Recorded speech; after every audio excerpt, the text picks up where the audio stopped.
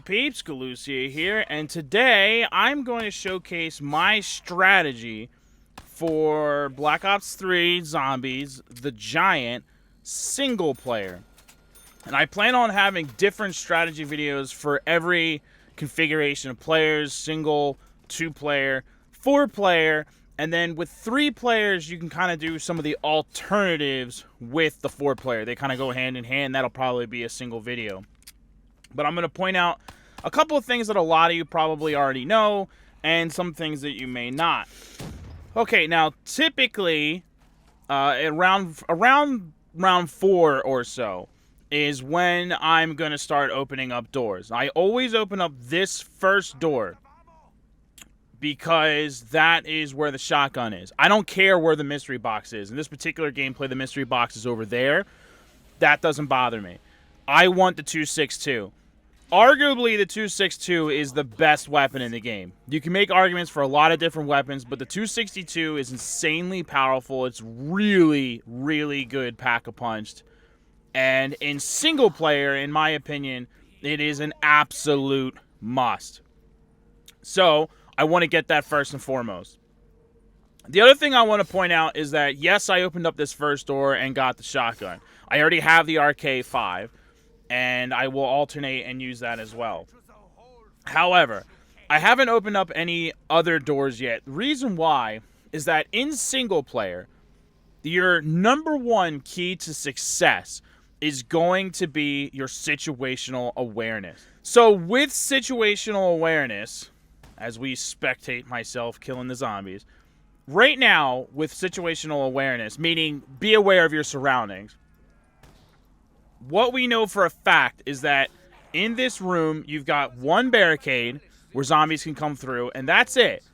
So you can hold up this position for as long as possible without letting it get too dicey, and always open up the door to leave when it does start to get too dicey.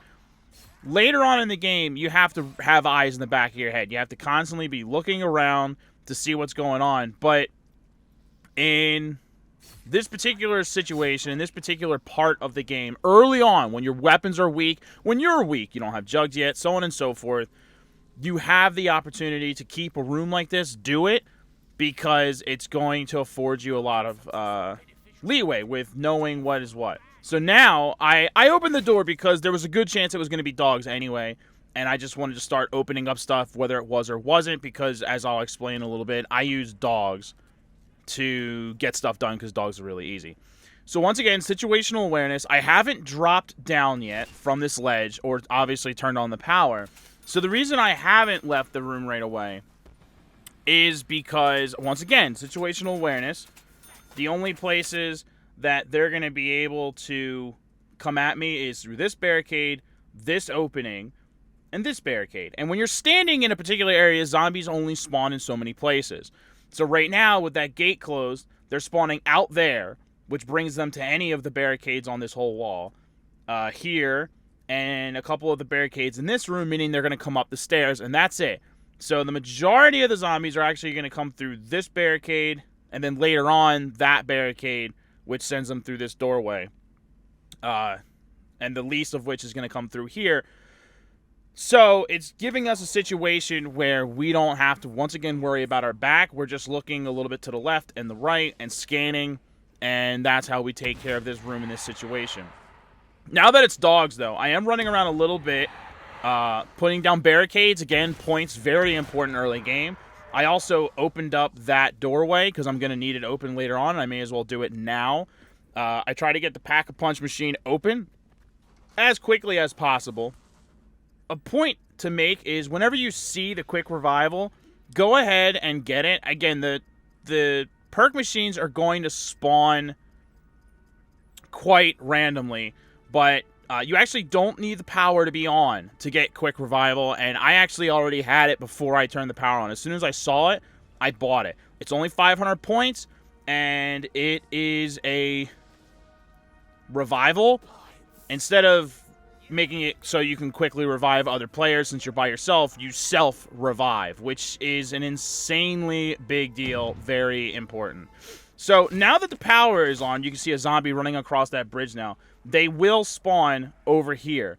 So I will stay on that ledge as you just witnessed for as long as I possibly can. Then I drop down. As long as you're up there, zombies will not spawn in this room, meaning that they're not going to come through this barricade or this barricade. So you can safely drop down. You know that there's not going to be any zombies at your feet. They're going to be going around to try to get to you up there. It's a clean way to get out.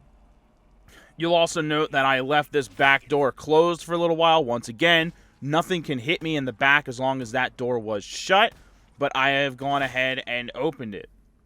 Another point of interest, as you see me, I know the round is almost done, so I can safely run over there and get Speed Cola. You can stand on this ledge right here, and when you're standing here, if you jump, you can just barely see what perk is in there before you open this door. It might help you to decide when and how you need to go about opening what doors. If it's something important like jugs, possibly Speed Cola, definitely quick revive when you're playing single, then you have to open it right away. If it's Mule Kick or Double Tap Root Beer, then we can wait. So now that this is open though, the majority of the map is open. The only sides that we haven't opened are the sides over here. So from this point on, this is when you're going to see the majority of what my strategy actually looks like. There are what I consider the two key drop points. So you've got this area up here and the area that over there with the ledge. Those are my two key positions throughout the rest of this game. So when you're up here, and I'll go over here to better showcase it. When you're up here, there's two places zombies can come at you. Through that barricade and up the stairs. Obviously, the majority are going to come up the stairs. So I like to stand right there in that window. As soon as it starts to get too dicey, as I just did then, you can drop out. All the zombies that were coming at you from up here are now going to be behind you and delayed. You will have some zombies in your way here, which you just witnessed a moment ago. Okay, so I just went ahead and backed it up here so I can show you more clearly what I'm talking about as it goes through. So, when you drop down, as you can see the zombies are doing right now, the zombies that come from over there tend to line up. They tend to move towards the left here because they want to get through this opening, which forces them in a line to the left. This is really important. As soon as you drop down, that line stops. Don't delay down here. This nice, pretty line of zombies that's easy to get by becomes a big staggered horde. See how they're all staggering now.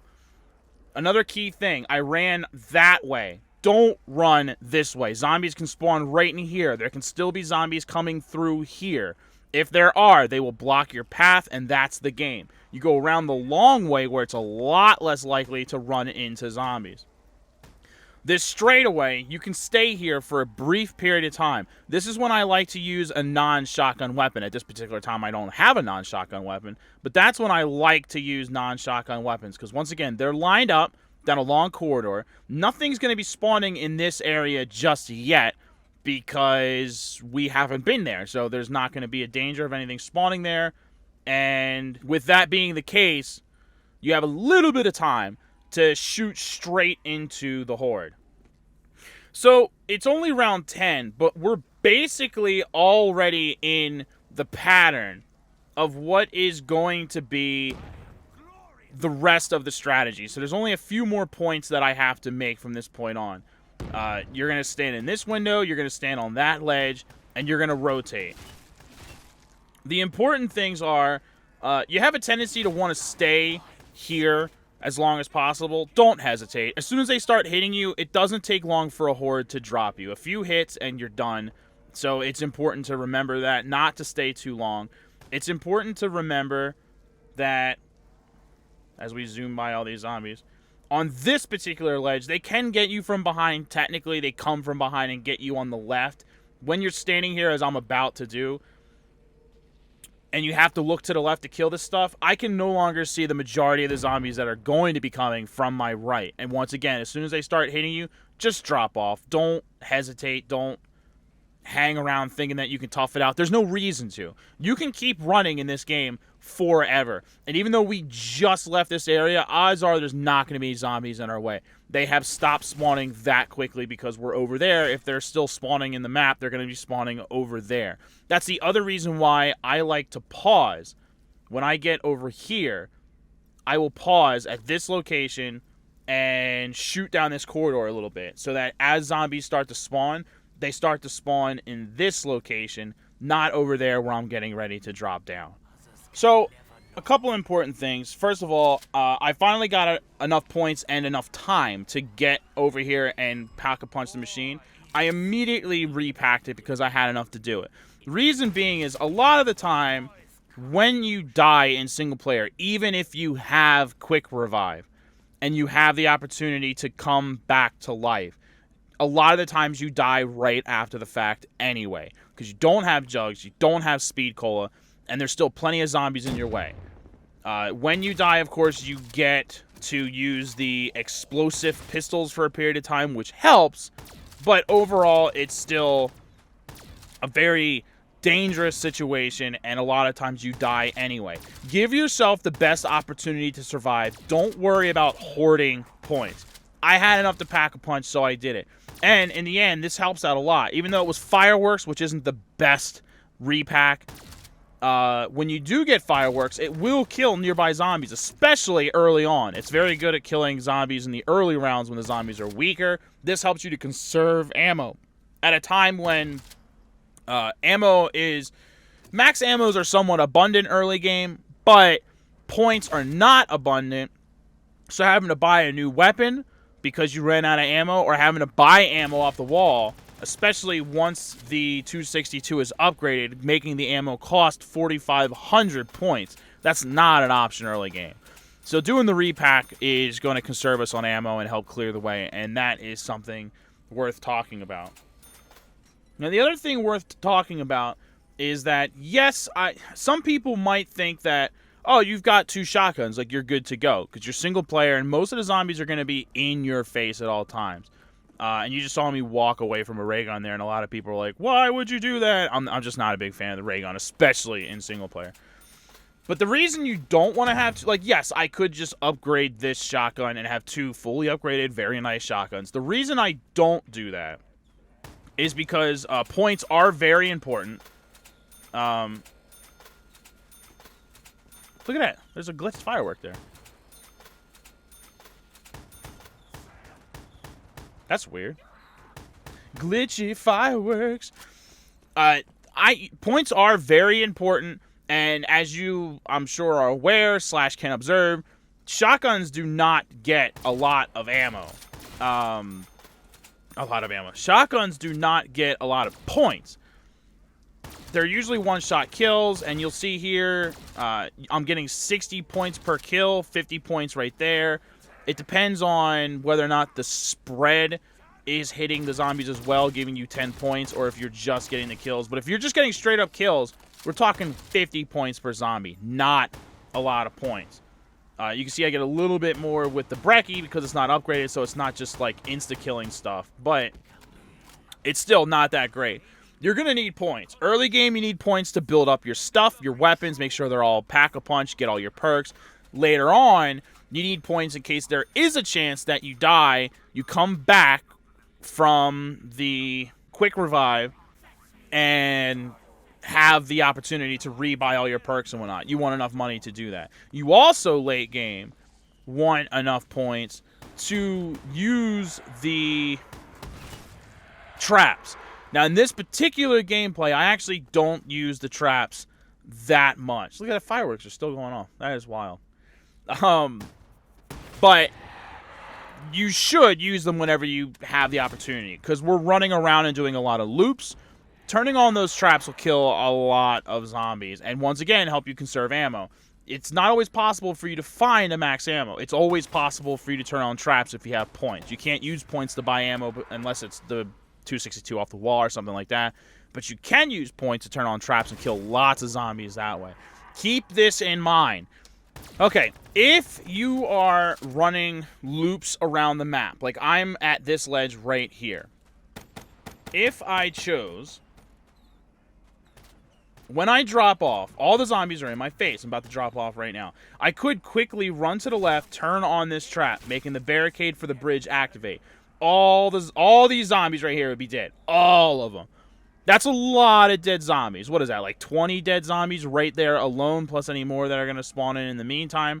However, this is what you have to keep in mind with that. if all those zombies over there die. Yes, more zombies will spawn over there and keep dying to the gate, like that guy that's running through right now. But because so many zombies died all at once, all those zombies are going to respawn. There's only so many zombies on the map at a given time. It's not like if you just ran loops and never killed a zombie, more wouldn't spawn. There's only going to be enough spawning to fill a certain number, and then that's it. So when all those zombies die, it gives the opportunity for that many more to respawn. So if 20 zombies died in that instant, 20 zombies would respawn. The likelihood that they're going to spawn right by you, meaning right there at that area on the back ledge, is high, which means you're going to have a large wave of zombies coming at you all at once up those staircase, and it's going to be very difficult for you to take them out. If it is difficult for you to take them out, and you have to drop down, and the barricade is still up, you have to run through it, you can potentially die from the barricade. Look at another glitch. I'm doing this in theater mode, obviously, so I could showcase more. And man, is everything glitching out in theater mode. It is something else. So, just some last minute things to point out. Like I was talking about earlier, the shotgun is not the only way to go. You want to have more weapons than that. I usually like having LMGs, so I don't have to reload as often. As you could see there, I have the Dingo. Good enough. It's not my favorite LMG, but it's what I got. You can see here that I'm standing and doing the thing I talked about earlier where I'm just killing a bunch of zombies. I'm actually emptying that entire 80 magazine and then moving ahead. Especially since I'm low on ammo for the shotgun. You want to try to get as many kills as you can with the Dingo or whatever your weapon happens to be. So, but you can see how much points I was getting there. That's important. So I think that's about it for me today. I think that does a really good job explaining the single-player strategies. Now, the only other strategies that I'd like to really hit on is the 2- and 4-player, and then I'll just briefly touch on the 3-player strategies as I highlight the 4-player strategies.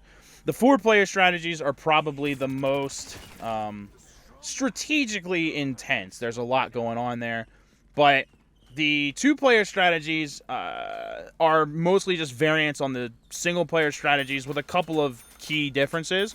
I would like to do that with my sexy YouTube partner, Scale, but we have an issue right now with playing zombies where his router doesn't allow him to go NAT type open, and I can't go NAT type open when I'm in my truck recording, as you could see from the setup video I just recently posted.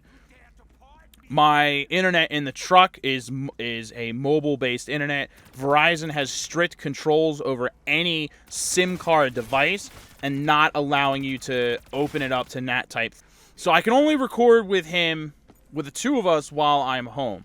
But when it's a 4-player thing, like you witnessed in the video series where we got to round 35, with me and a couple of my friends, both Grim and Bobby can host, and they have open NAT types, and then we're fine. So expect to see the 4-player strategy next. I just got to get the 4 of us all together. The next time I'm home, which will be around Christmas, I will make the video with Scale, because I'll be on my home router, which is open NAT type, no problem, and you'll get all those strategies. From that point on, we'll wait for more maps to come out, and we'll do the strategies for those. So, thanks for watching, everybody. I appreciate the view and support, as always. Hopefully, some of these strategies work for you. If you have a better strategy for the single-player mode of the Giant, by all means, comment below if it's a strategy simple enough to describe in the comments. You could always message me if you have another idea. If I like the strategy or if it's something that I'd like to try, then maybe I can make a add-on video showcasing your strategy and what I think of it and how I think it compares to the strategies that I just showed now. For example, I don't utilize the teleporters in my strategy. I know a lot of people do. So if there's other strategies that you like to use that I haven't showcased here, by all means, single-player strategies, let me know. And as I said, you can look forward to the other 2- and 4-player strategies in the future. Thanks for watching, everybody. Once again, I appreciate the view and support as always, and I will see you next time. Later.